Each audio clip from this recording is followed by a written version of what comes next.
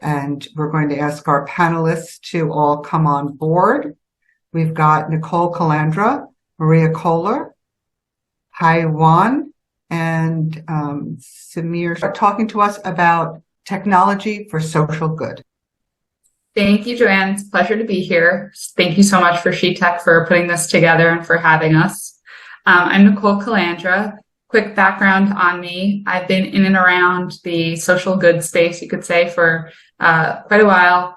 My background spans from working at tech companies based in Cape Town, South Africa, to ones based in the US, to now working as an investor in the human capital development sector, which basically means investing in startups that are in the learning or workforce sector.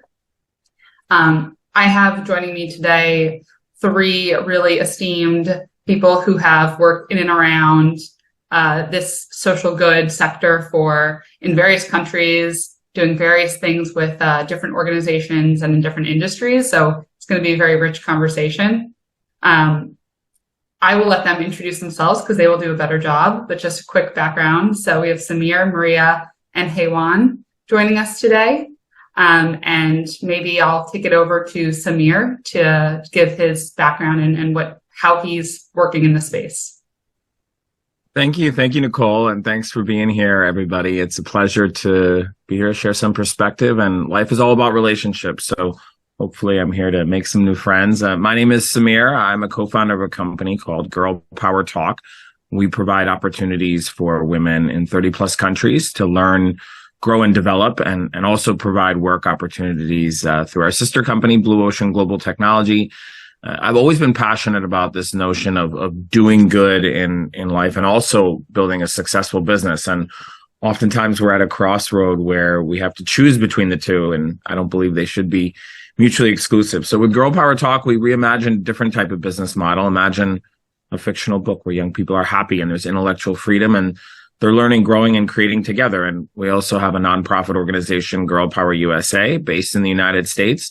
And the impetus for Girl Power Talk has a lot to do with these huge demographics of young people in the emerging markets and how we can upskill them and accelerate their learning curve. And so Girl Power Talk team members work to build that brand for Girl Power Talk as the absolute best place for young women to learn, grow, and develop, as well as working on real technology projects for clients and internally as well. Great. Thank you so much. Yeah. Maria? Hi, everyone. Thank you for having me. I am the owner, president, and founder of Hydro Technology Consultants. We remediate brownfield sites, which are abandoned or underutilized industrial properties that are underutilized and usually located in urban centers near disadvantaged communities. So the environmental good is actually a social good. It's an environmental justice issue. So that's why I'm on this panel. The world is facing many crises, but the environmental crises include climate change, ecosystem collapse, and environmental degradation. And environmental degradation is often sort of the not focused on as much as climate change, and it's just as important because environmental contamination actually affects human health, it affects water quality, it affects so many things. So my aim is to bring brownfields into that spectrum, the green spectrum, so that it gets a lot of attention, and to leverage data to do what we do faster and more efficiently. And so to that end, I'm designing a brownfield certificate program with the New Jersey Institute of Technology. I'll be teaching there in the spring. I'm the chair of the Education and Scholarship Committee for the Brownfield Coalition of the Northeast. And I'm also part of the New York City Offshore Wind Pathways program. So I'm involved in many different efforts to bring brownfields to the forefront of this conversation. Great, thanks, Maria. And last but not least, Hyea. Hi, thank you. My name is Hyea Won. and I'm a digital development specialist at the World Bank. It's a pleasure and privilege to be here to join the panel on the topic that I'm very passionate about. So to briefly introduce myself, I started my career in kind of the digital sector, but from the policymaking and in the public sector setting. So I started working in Korea, where I'm from, in a government agency called Korea Internet and Security Agency, where I focused on internet and cybersecurity policymaking. And then I wanted to kind of shift my focus on the technology for development. And that's how I ended up at the World Bank. And in case you're not familiar with what the World Bank does, it is the biggest and leading development organization, as well as a financial institution that finances development projects across the world, targeting low and middle income countries. At the World Bank, right now I'm at the Digital Development Global Practice, where we focus on kind of laying the digital foundations for digital economy development and digital transformation. But digitalization is a cross-cutting intervention. So as an institution, there are various sectoral departments that are also leveraging technologies, in agriculture, in energy, in transport. And it's an exciting time because of the COVID-19 pandemic. A lot of the governments that we are working with have recognized the importance of internet connectivity and digital technologies to make sure we maintain the livelihood of the people and the continuity of the core government and business functions. So maybe over to Nicole, and hopefully I can tell you more about the institution later on. Great. Thank you all so much. I know one of the things as an impact investor that we talk about is, what does impact look like for us? How do we define it? And so I imagine that spans a lot of your thinking as well. It would be helpful if you could each give the group an example of what tech-enabled social good looks like for you and in your organizations. And I will let anyone who's inspired start first. So feel free to jump in. I would just jump in and say that tech-enabled social good has a lot to do with having a social conscious and kind of everything that you're doing and when you're developing. I think there are opportunities always to move forward to technology, but how we're thinking about supporting causes that are endearing, that our organization has been a part of. And then also, I think people in general at the individual level connect with technology when they know that it is going to have a purpose other than making money. And that's something that I think you have to weave in and reverse engineer at the beginning. So I can go. Oh, I'm sorry. No, go ahead, Maria. I was just going to say it was something I'm actually piggybacking on something you said about COVID. It made me think that I was really proud of scientists worldwide for jumping in and crowdsourcing the solution to the COVID pandemic. And it got me thinking about my space and that brownfields are a global issue. There are more than, the estimates range from 1 million to 5 million brownfield sites in the United States. That's the United States who basically launched the environmental movement. So imagine the number across the developed world and the developing world. We're creating new brownfield sites every day. So basically I created or devised an ecosystem of technological solutions to facilitate the crowdsourcing of the remediation of the planet. Now, that's a very high goal, and, am I ready to do that at this moment? No, but the infrastructure, it's in its conceptual phase to sort of mimic that same collaboration among scientists instead of remediating in silos, to share data and save data parsed properly that we can mine it so that it informs our remediation strategies on similar sites. Yeah, I think three keywords kind of come to my mind. First is empowerment, and second is inclusion, and third is resilience. I mean, as the World Bank as an institution that's leading in the global development, we recently created a new vision driven by the urgency to really address the global challenges like pandemics and climate change. So our vision is now to create a world free of poverty on a livable planet. And that very much, echoes what Maria has mentioned. We cannot really, distinguish the development issues from these, climate change and pandemics and the global crisis that's currently going on right now.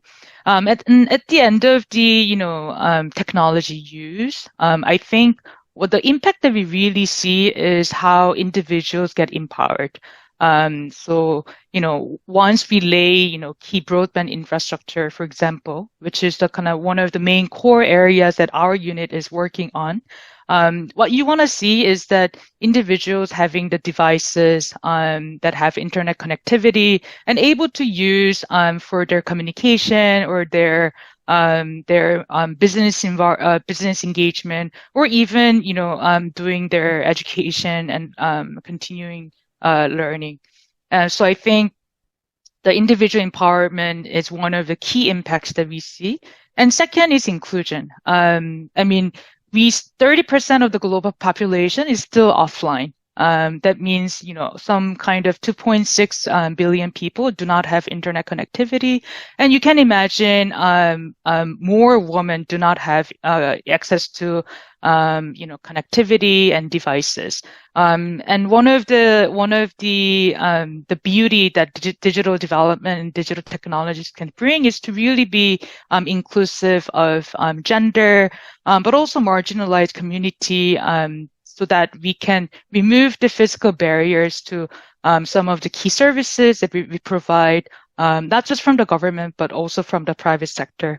And the last one is the resilience. We kind of touched upon that, but there's a huge potential that digital technologies can play to address the ongoing climate change and the environmental and biodiversity issues, particularly, collecting more data and real-time, data sharing, data monitoring. These can really contribute to increasing the resilience of the society, but also resilience of the infrastructure that we're building. Thank you, Hyea Won. I want to hit on a theme that you all talked about, which is ecosystem, that this takes kind of more than just one organization, and it takes multiple individuals working towards a common goal. We've all heard of the stories around designing products with, impact in mind, but for an end user who the company didn't really appreciate or understand the problems and pain points that they were trying to solve. So with that, can you all tell us a story or give a really concrete example around how you involve local communities and stakeholders in designing and implementing these technology-driven social initiatives? Thank you. Oh, sorry. Go ahead. No, you go ahead. go ahead, because we'll go in that order. There's no such order, but I'm happy to comment. Thanks, Maria.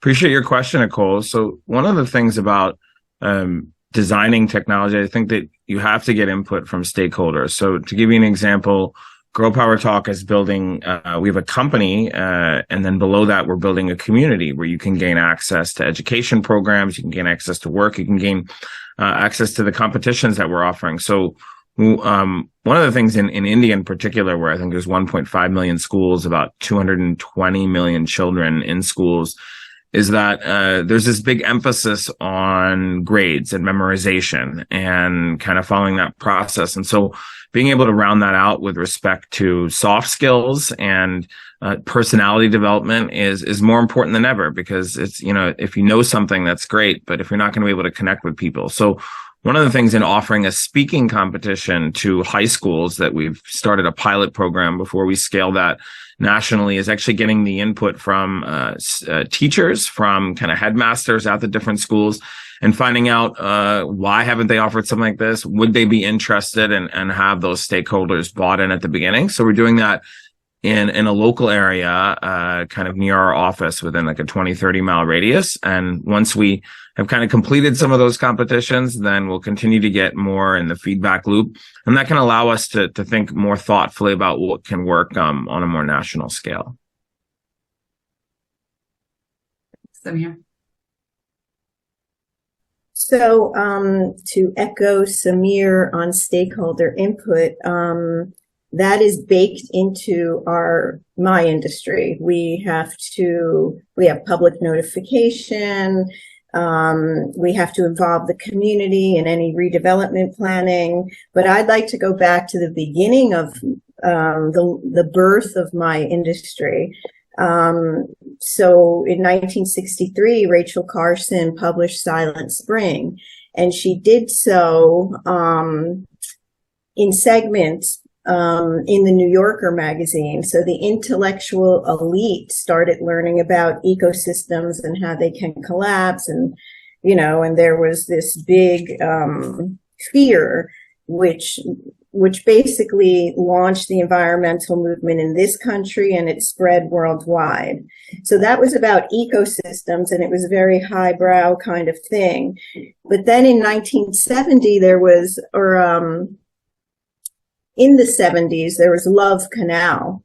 And so what that was one of the first major sites that alerted the nation and the world to the problems of abandoned hazardous waste sites. And who launched that movement? But basically blue collar, working class women, uneducated.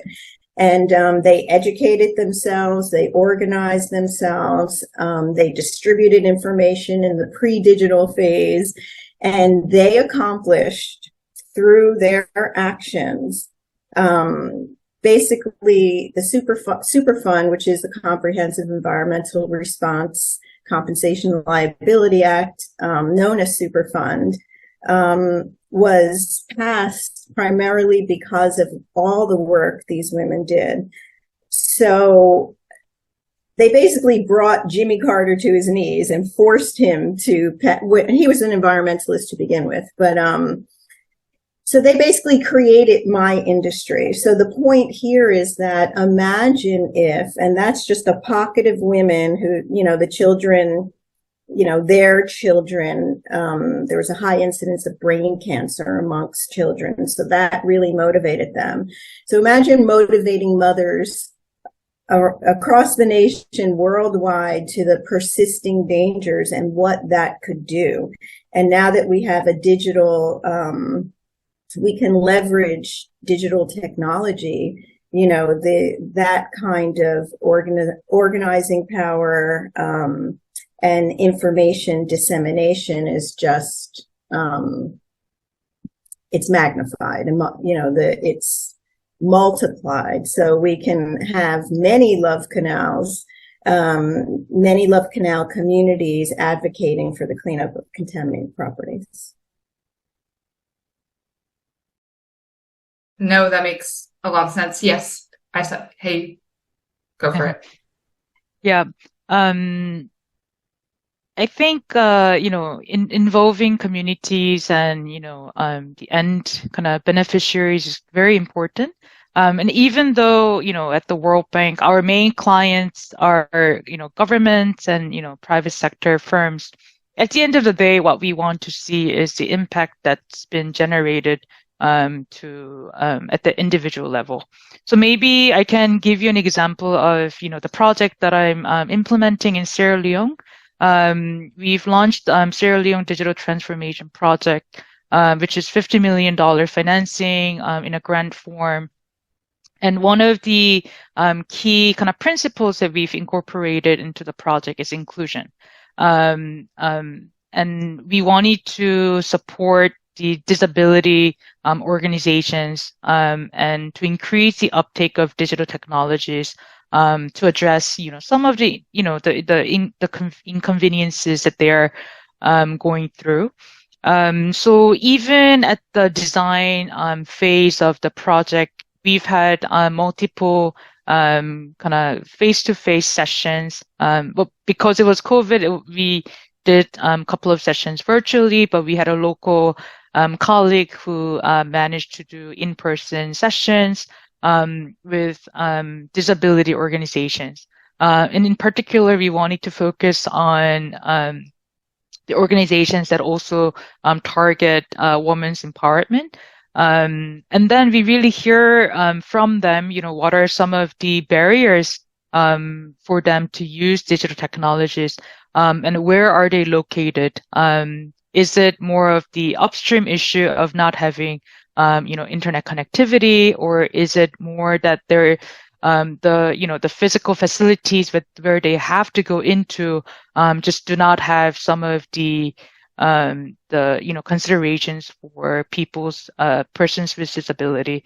So that's kind of one example of how we try to incorporate the user-centric approach to our project.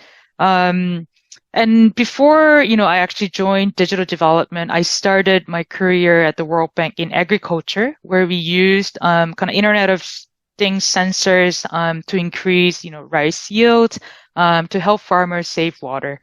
And of course, we were targeting and we were trying to see if the specific irrigation method applied with this internet sensors could help the farmers. But a lot of farmers actually didn't know how to use the smartphones. So what we ended up doing was to provide digital literacy and capacity building workshops on the site to make sure some of our support and interventions truly remain sustainable even after this project was done. Thank you all. It sounds like common themes that are emerging around, how to involve local communities or stakeholders in the process is to first bake it into the process to begin with. So either it's going directly to the principals and collecting that end user feedback, or partnering with organizations that understand the local perspective. Or secondly, maybe just empowering the people that are most impacted by the problem to develop and implement the solution in the first place. So those are great examples. Stepping back and looking more broadly at the market, what do you see as the future of technology for social good? And are there trends that are emerging that you believe will hold significant promise?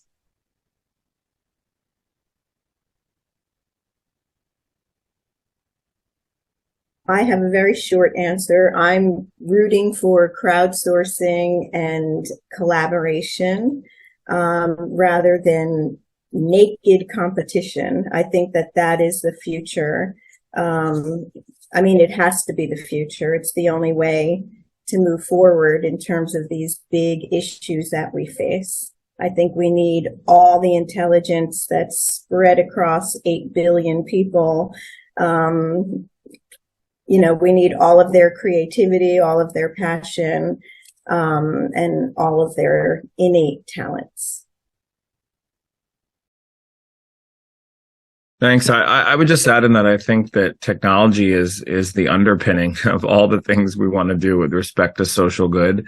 Never before could we have imagined that you could connect people from all over the world and in places that are going from no internet access to getting unfiltered access from a device that fits in the palm of their hand. And so I think that represents, of course, an opportunity. And more, I think the younger generation and Generation X, they need to feel connected with social good, be it with their employer, be it what they want to do with their lives. And now more than ever, they have access to being able to collaborate with others. And I think technology creates opportunities, and you can go from, hey, I've got a great idea to I run, $100 million organization far faster than ever before, but doesn't mean that it's any easier. But the impact that you can have with respect to technology and social good is going to be I think, underpinning of the future, and involving demographics and people connecting. One of the things that recently I've had feedback on is that people who have given and become ambassadors to our foundation have said that, Samir, we've interacted or we've given donations to other organizations and we've been involved. But what really makes it unique in working with Girl Power USA is I now have a new friend in Uganda. I now have a new friend in Kenya. And so that I think technology is great and wonderful. It's ironic that technology brings us close to people sitting, far away from us, but takes us away from those right next to us. We have to use it effectively, certainly to connect with people all over the world. But using technology, I think, to increase that human connection is ultimately something that we all yearn for. And if you can marry that with social good, then you're going to have success. Yeah, I think the future of technology for social good is the meaningful connectivity, not just providing connectivity, but how do we make sure this internet connectivity kind of translates into meaningful use for people's livelihoods. And another thing that I see as kind of emerging potential is the digital public infrastructure that's very much focused on creating data, making sure data is shared across different organizations and institutions. And eventually the services that we provide for citizens are based on, trust ecosystem built around this data use. So I think those two kind of key trends in the development community, particularly in digital development. Thank you all. I want to echo a theme that you all said around these tech-enabled communities. It's something that we're seeing too in the education and workforce sector that's increasingly, of interest, and how we can use these tech-enabled communities to foster collaboration and meaningful connection, to not only just like spur ideas and interest in the sector, but to make sure we're all running in the same direction, and almost like this consolidation of sorts. And the point around the improvements in infrastructure and the ability to hopefully bridge the digital divide, so that we can all participate in the solution is also a great one worth echoing.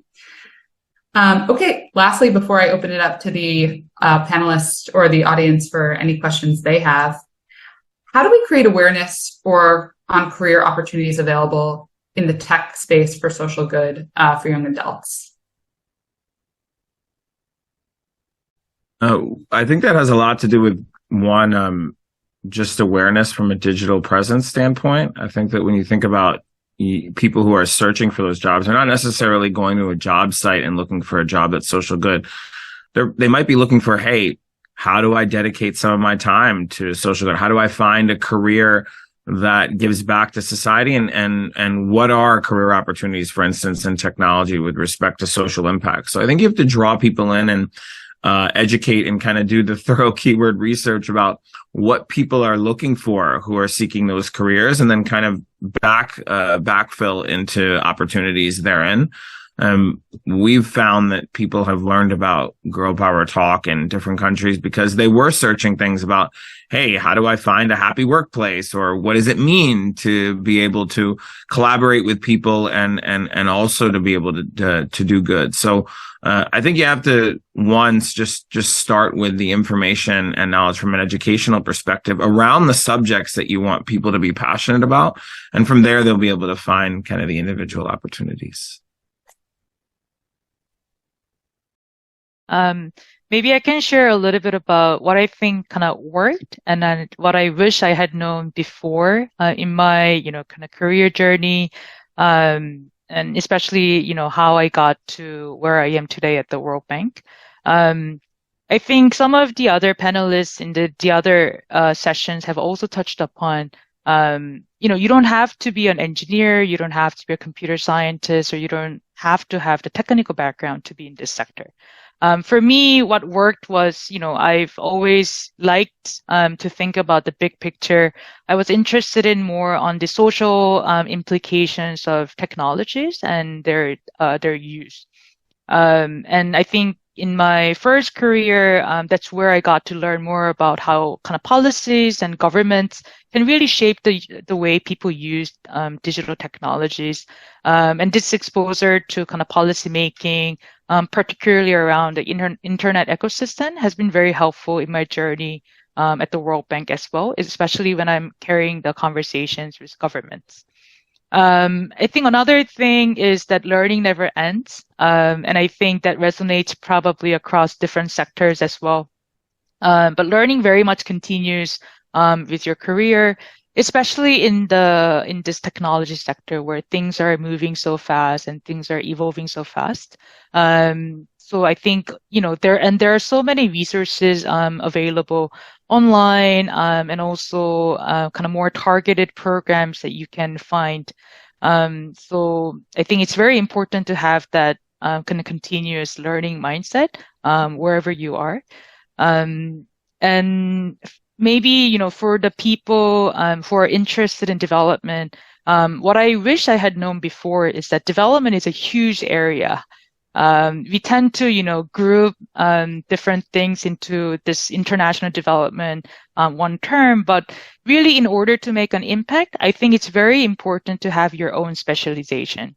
And particularly at the World Bank, I think it's very important to think about what is going to be your regional focus, what is going to be your sectoral focus. I mean, here, obviously, we're talking about technology for social good.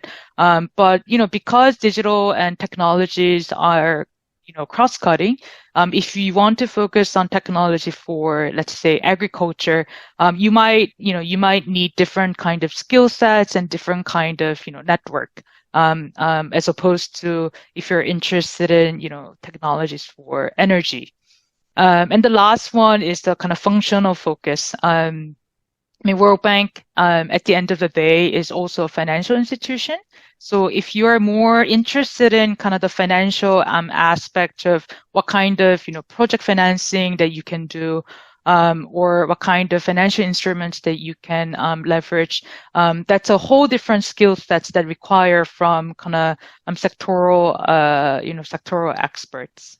And the last one that I want to really emphasize is the importance of mentorship and the relationships. And I think we've heard this, throughout this morning, how important it is to meet the people who can really pull you through and give you advice, and kind of share their experience through your career journey. And I think without the people that I consider as mentors and colleagues, I don't think I would have been here today.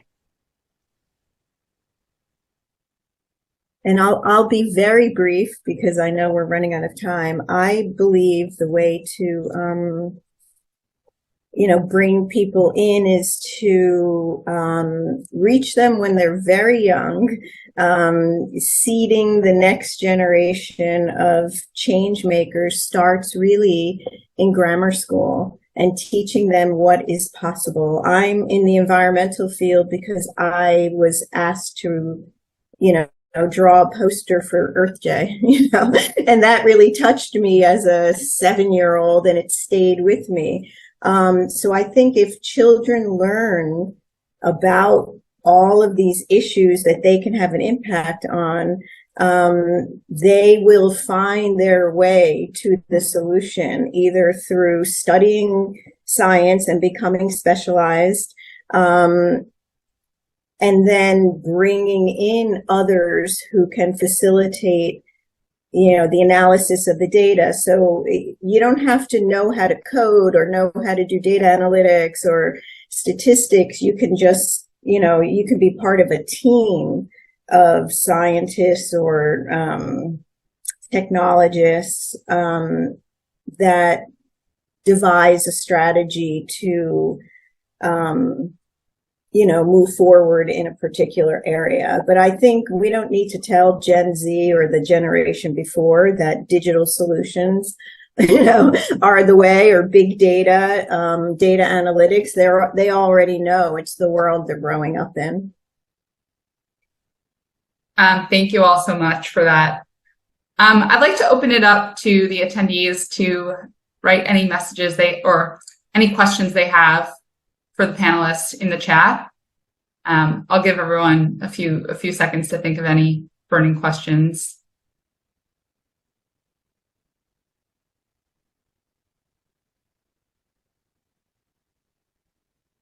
One of the things that came up during this conversation, well, there was a lot, was a lot of good takeaways, was around almost this topic of like specialization versus generalists and skill sets that are needed to be in this industry. So we talked about, picking your regional focus, maybe your sectorial focus, but then there's also these set of skills that can apply to sort of any opportunity in the sector that might be relevant. So whether you're working on the research team or you're project managing something, the concept that data fluency isn't necessarily being the one with your hands behind the keyboard doing the coding or doing the computational work. So, as we're waiting for questions from the audience, I'd love for the panelists to just talk about some of the up and coming skill sets or like the workforce trends they're seeing within their sector, where like, oh, there's really a desire or need, or we're trying to build up our research teams, or, because I'm sure our attendees are really interested too in hearing like, what is the area that they can best get into, or the skills that they can, learn that will position them really well for these types of roles. Thanks, Nicole. I would say that, with respect to younger generation, people getting involved in social impact, I think people want to have hybrid skill sets. So it doesn't matter necessarily if you're a developer, but how well can you speak? How well can you write? How well do you understand how to amplify and create a message? And I think that's been kind of foundational to our success, is allowing people to try different things out across departments.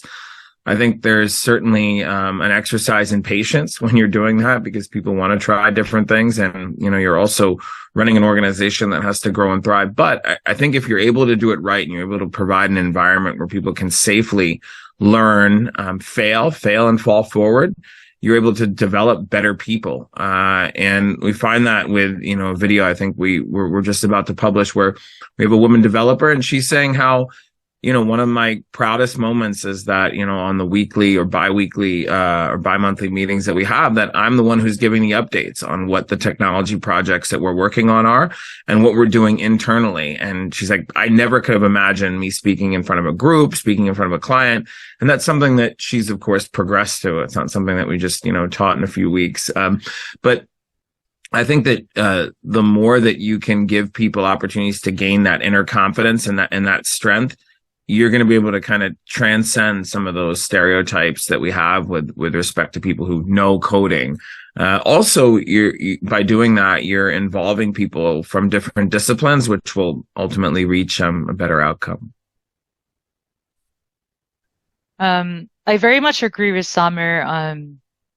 The soft skills matter a lot. Whether you're going into specialist route or generalist route. I think we often, forget at the end of the day, it's a people business. So you want to be able to communicate well, not just the, verbal communication, but, for our work at the World Bank, it's very important to write, policy memos and briefs, just really ability to extract key information in, bullet points, no more than a page, so that, your managers, but also your clients, and sometimes the briefs go to minister, and you want to be able to translate the work that you're doing into what matters to the audience and your client that you're working with. And another skills that I think is very important is project management skill. At the end of the day, you're gonna work with different colleagues, often based in different countries.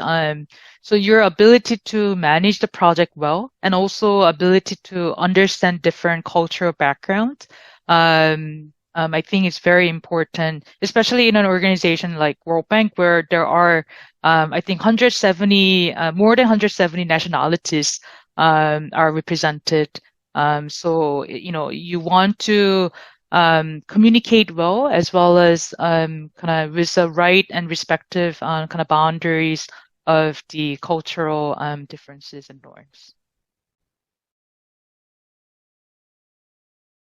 So I'll just give an example. I was recently at Brownfields 2023 in Detroit, which is the EPA's biannual conference, and the city of Chicago has 10,000 abandoned contaminated sites. that they wanted to inventory and rank.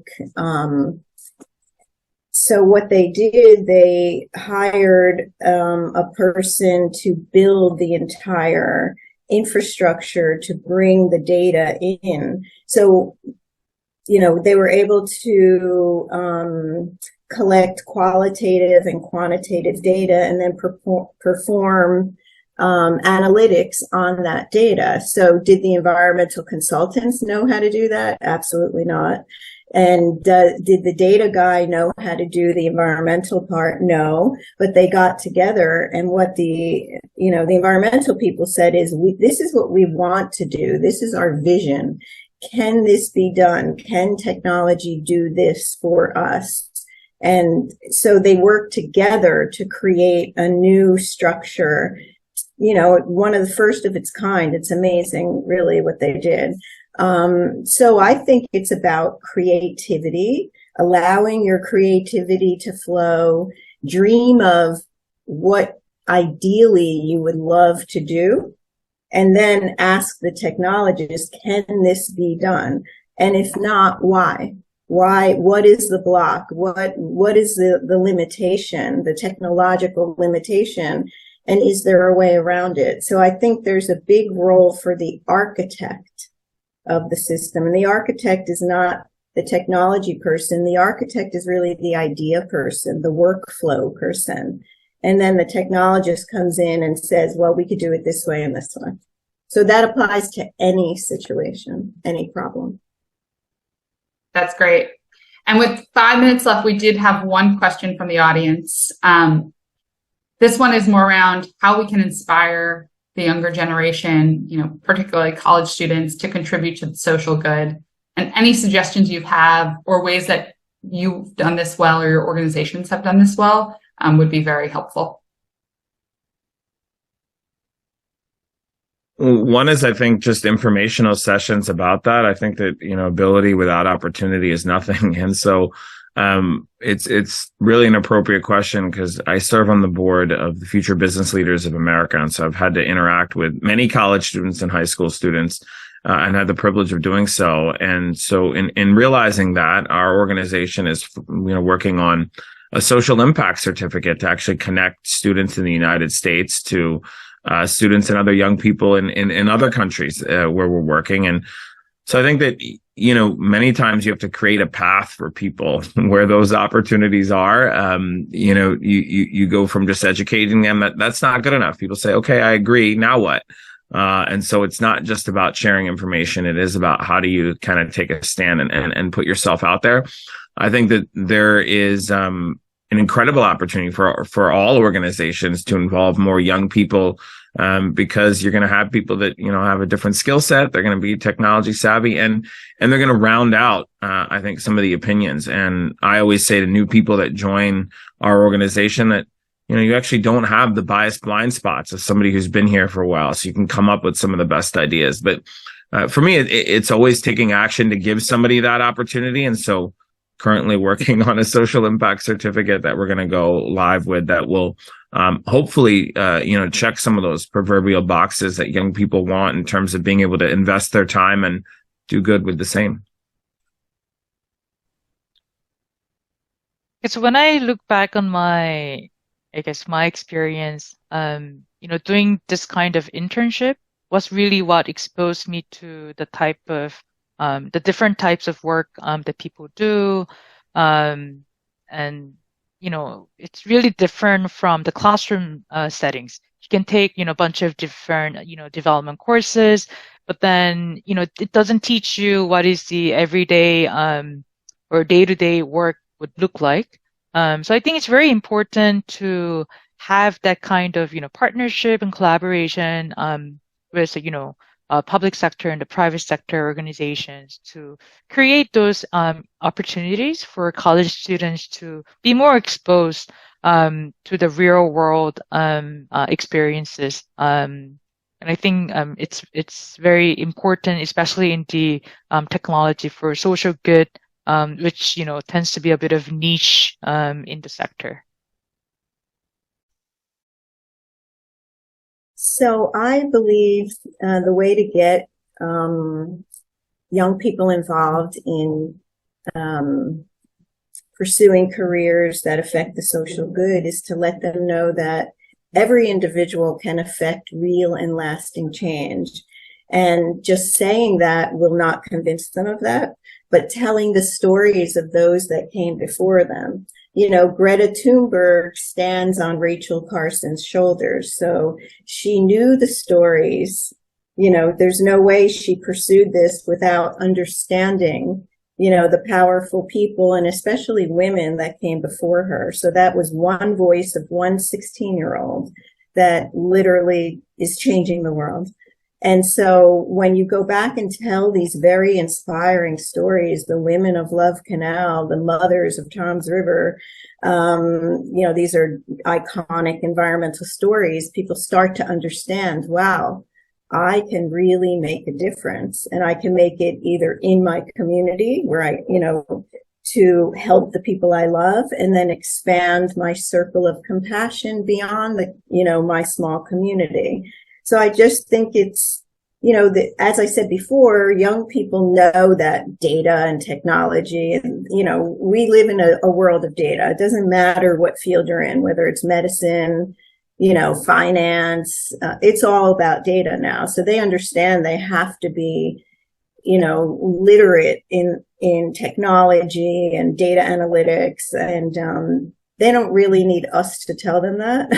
at least if they're, you know, maybe in certain areas of the world, they, you know, that information needs to be planted. But at least in the United States and, you know, first world countries, I think people understand that they have to have that base level of literacy. And then it's convincing them that they can make an impactful mark on the world through, you know, their expertise and by collaborating with others.